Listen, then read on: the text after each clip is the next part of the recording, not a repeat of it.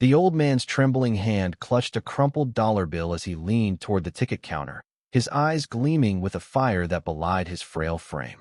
Next to her, he whispered, pointing to an empty space in the cinema's seating chart, as if he could see someone no one else could.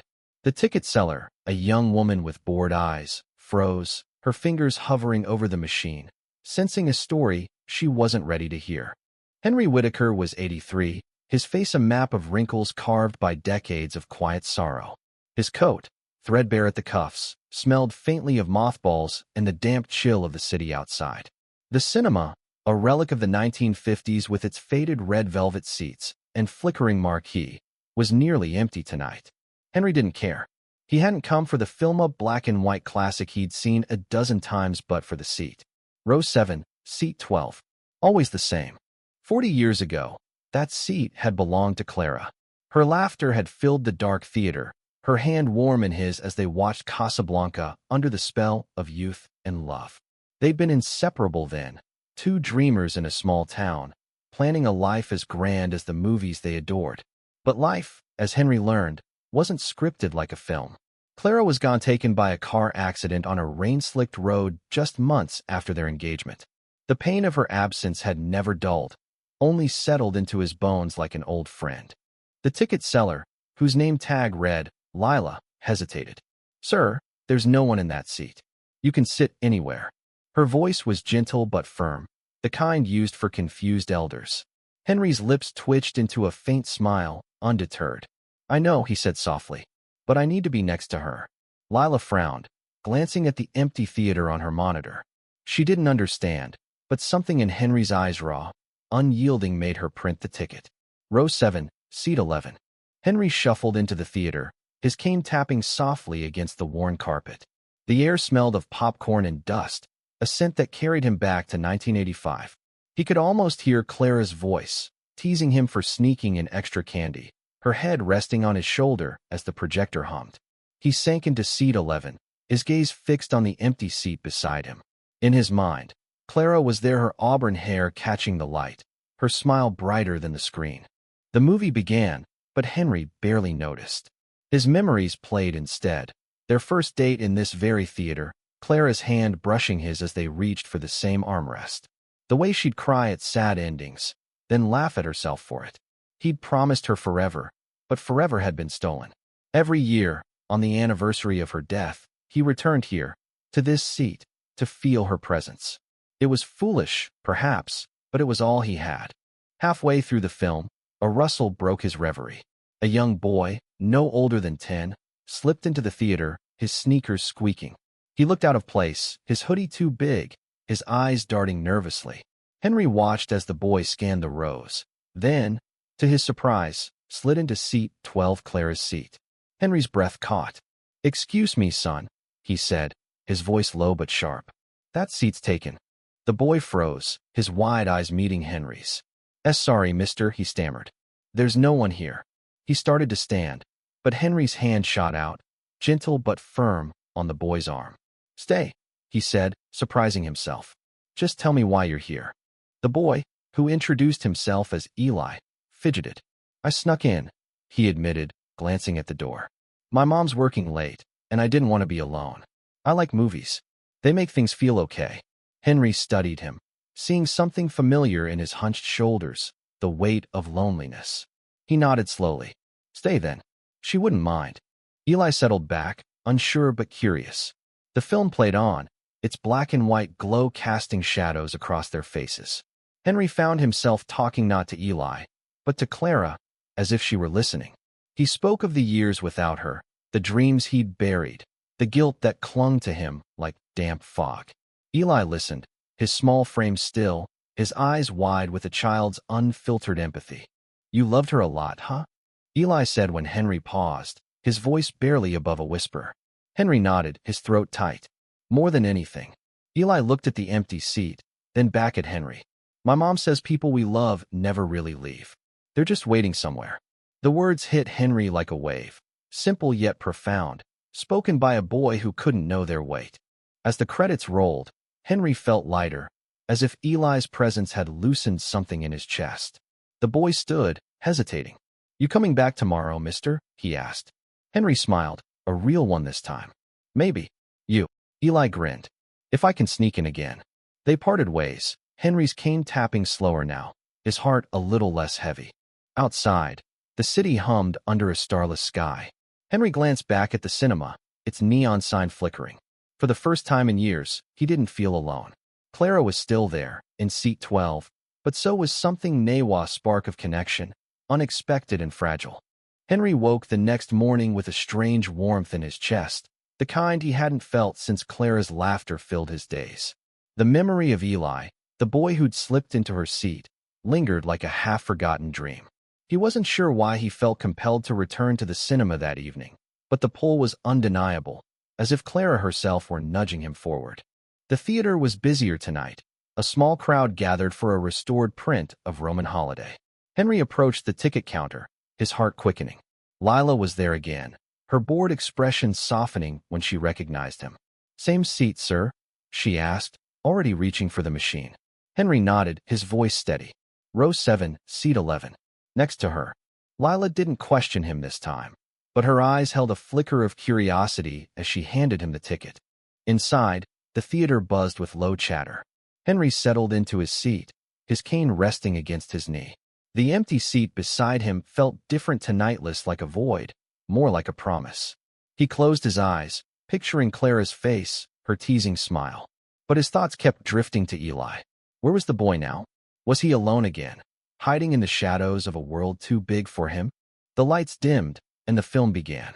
Audrey Hepburn's face filled the screen, her joy a stark contrast to the ache in Henry's chest. He was halfway through a memory of Clara mimicking Hepburn's accent when the seat beside him creaked. He turned, expecting Eli, but instead found a woman in her 50s, her face lined with quiet strength. She wore a scarf that reminded him of Clara's favorite, a deep blue that caught the light. Sorry, she whispered, noticing his stare. Didn't mean to startle you. Henry shook his head, his voice caught in his throat. It's fine, he managed. That seat's special. The woman tilted her head, her eyes kind but probing. Special how? She asked. Henry hesitated, then found himself telling her about Clara, the accident, the years spent chasing her ghost in this theater. The woman listened, her face softening with each word, as if she understood loss in a way only those who've lived it could. Her name was Margaret, and she was a stranger, yet her presence felt oddly familiar. She shared that she'd come to the cinema to escape her own grief. Her husband had passed 2 years ago, leaving her to navigate a world that felt too quiet. I come here to feel something, she said, her voice low. The movies, they remind me of who I was. Henry nodded, the weight of her words settling over him. For the first time, he realized he wasn't the only one carrying a ghost. As the film ended, Margaret lingered, her eyes on the empty screen. You think they're watching with us? She asked, half smiling. Henry chuckled, a sound he hadn't heard from himself in years. Clara would have loved this one, he said. She'd have been quoting it all the way home. Margaret's smile widened. My Tom would have too. They walked out together, the night air cool against their skin. Henry felt a shift, subtle but real, as if Clara's seat had become a bridge rather than a shrine. Margaret paused at the corner, her scarf fluttering in the breeze. Will you be back tomorrow? She asked. Henry nodded, surprised by his own certainty. Yeah, I think I will. The next night, Henry returned, his steps lighter. But the theater held another surprise. Eli was there, sitting in seat 12, his hoodie pulled up, a grin spreading across his face when he saw Henry. Told you I'd sneak in, he said, his voice bright with mischief. Henry laughed, settling into seat 11. Your trouble, kid. But he didn't mean it, not really. Eli's presence was a gift, a reminder that life still held surprises. They watched the Philadelphia story, Eli whispering questions about the plot, Henry answering with a patience he didn't know he had. During a quiet scene, Eli leaned closer. You think she's happy? He asked, nodding toward the empty space beside him, as if he could sense Clara too. Henry's eyes stung, but he smiled. I think she's glad we're here, he said. Eli nodded, satisfied, and turned back to the screen. As the night ended, Henry felt a warmth he couldn't explain. Clara was still there, in every flicker of the projector, but so were Eli and Margaret, two unexpected lights in his shadowed world. He wasn't ready to let go of her, but maybe, just maybe, he was ready to let others in. Henry's routine began to shift, each night at the cinema weaving a new thread into the tapestry of his life. Row 7, seat 11 was still his anchor, but the theater no longer felt like a mausoleum. It was alive again, filled with voices: Eli's eager chatter, Margaret's quiet wisdom, and, always, Clara's silent presence. Tonight, the cinema was screening It's a Wonderful Life, a film Henry hadn't watched since Clara dragged him to it decades ago. He arrived early, his cane tapping a steady rhythm, his heart lighter than it had been in years. Lila, now a familiar face, smiled as she handed him his ticket. Row 7, seat 11, she said, almost teasing. Next to her, Henry tipped his hat, a gesture from another era. "You're catching on," he said, and she laughed, a sound that warmed the dim lobby. The theater was half full, the air humming with anticipation. Henry settled into his seat, his eyes lingering on seat 12. He wondered who would join him tonight: Eli, with his sneaky grin, or Margaret, with her knowing eyes. But as the lights dimmed, the seat remained empty. For the first time in days, Henry felt a pang of disappointment, a reminder of the years he'd spent alone with Clara's ghost. The film's opening scenes unfolded, and Henry's mind wandered. He saw himself in George Bailey, a man tethered to duty, haunted by what might have been. Clara had loved this movie, her eyes shining as she whispered about second chances. Henry had scoffed then, too young to understand. Now, at 83, he felt the weight of every choice, every loss. A soft cough broke his thoughts. A man, perhaps in his 70s, stood at the end of the row, his face weathered but kind. "Mind if I sit here?" he asked, gesturing to seat 12. Henry stiffened, his instinct to protect Clara's place flaring. But the man's eyes held no threat, only a quiet plea. Henry nodded, his voice tight. "Go ahead." The man, who introduced himself as Walter, settled in with a sigh. He wore a tweed jacket, patched at the elbows, and carried a faint scent of pipe tobacco. As the film played, Walter leaned toward Henry, his voice low. "I used to come here with my daughter," he said, unprompted. "She loved this place. Gone now, though. Cancer." His words were matter of fact, but his eyes betrayed a deep ache. Henry's guard softened. He knew that ache, the kind that carved out pieces of you and left them behind. "I'm sorry," he said, and meant it. Walter nodded, staring at the screen. "She'd sit right there," he said, pointing to seat 12. "Always said it was the best spot in the house." Henry's breath caught. Clara's seat, now holding another's memory. He didn't know why, but it felt right. They watched in silence, the film's message of hope and community sinking in. Henry thought of Eli, sneaking in to escape his loneliness, and Margaret, seeking solace in the dark. And now Walter, carrying his own loss. Seat 12 wasn't just Clara's Anna Maria, it was a space for shared grief, shared healing. As the film ended, Walter turned to Henry. "You come here a lot?" he asked. Henry nodded. "Every night, lately." Walter smiled faintly. "Maybe I'll see you again, then." He stood, his movements slow, and left without another word. Henry lingered, his eyes on seat 12. For the first time, he didn't see Clara there. He saw possibility. The next night, Eli was back, his hoodie swapped for a too-big jacket that made him look even smaller. "Miss me?" he grinned, sliding into seat 12. Henry chuckled, the sound easier now.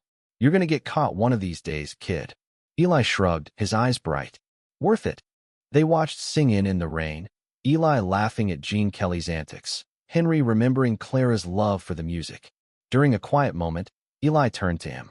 "You think she'd like me?" he asked, his voice small. Henry's heart tightened. "Clara? She'd have loved you. Probably snuck you extra popcorn." Eli beamed, and Henry realized he meant it. Clara would have seen in Eli what Henry was starting to, a kid who needed someone, just as Henry did. As they left the theater, Eli tugged at Henry's sleeve. "Can I come with you tomorrow?" he asked. Henry hesitated, then nodded. "Sure, kid. But no more sneaking. I'll buy your ticket." Eli's grin was brighter than the marquee. Henry's days began to revolve around the cinema, each night a pilgrimage that felt less like mourning and more like living. He bought 2 tickets, now one for himself, one for Eli, who'd become a fixture in seat 12. The boys' chatter filled the silence as Clara had left, and Henry found himself looking forward to their evenings together, a routine that felt like family.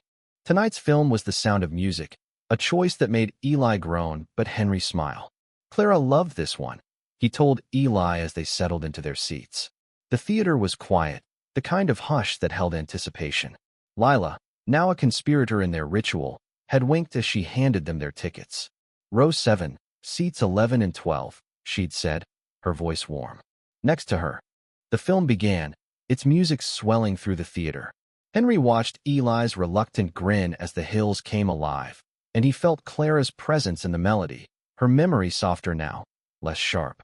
He was learning to carry her differently, not as a weight, but as a light. Eli nudged him, pointing at the screen. "That lady's cool," he whispered, meaning Maria. Henry chuckled. Clara thought so too. Halfway through, Margaret appeared, slipping into the row with a quiet apology. "Mind if I join you?" she asked, her scarf a familiar blue. Henry gestured to the seat beside Eli, his heart lifting. "Plenty of room," he said. Eli scooted over, eyeing Margaret curiously. She introduced herself, her warmth putting the boy at ease, and soon they were whispering about the film, Eli's questions tumbling out, Margaret answering with patience. "Mr. Whitaker," she said, her voice low. "There's someone here asking for you." Henry frowned, confused. No one knew he came here, not anymore. He followed her to the lobby, Eli and Margaret trailing behind, and froze when he saw a Hera woman in her 60s, her face achingly familiar. It was Sarah, Clara's younger sister, whom he hadn't seen in decades. "Henry," Sarah said, her voice trembling. "I heard you've been coming here." Her eyes, so like Clara's, glistened with tears. "I needed to see you." Henry's knees weakened, and he leaned on his cane. Sarah had been a teenager when Clara died, a shadow in their story, but now she stood before him, carrying the same grief. She explained that she'd moved back to town, drawn to the cinema where she and Clara had spent countless nights.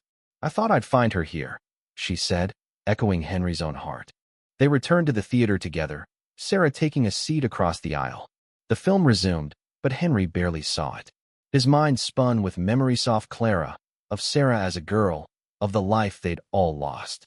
Eli nudged him, sensing his unease. "She okay?" he whispered, nodding toward Sarah. Henry nodded, his throat tight. "She's Clara's sister," he said, and Eli's eyes widened, a new piece of the puzzle clicking into place. After the film, they lingered in the lobby, an unlikely group: Henry, Eli, Margaret, Sarah, and even Lila, who joined them with a tray of popcorn. Sarah shared stories of Clara, her voice breaking at times, and Henry listened, his heart full. He realized this was what Clara would have wanted, not for him to cling to her ghost, but to build something new, something alive. As they parted, Sarah touched his arm. "Can we do this again?" she asked. Henry nodded, his voice steady. "Every night, if you want." Eli piped up, "I'm in," and Margaret laughed, her scarf catching the light. Lila watched them go, a smile playing on her lips, as if she knew she'd been part of something bigger. Henry walked home under the city's glow, Eli at his side, their steps in sync. Seat 12 wasn't just Clara's Anna Maria, it was Eli's, Margaret's, Walter's, Sarah's. It was a space for connection, for healing, for the kind of love that outlasted loss. He didn't know what tomorrow's film would bring, but for the first time in 40 years, he was ready to find out.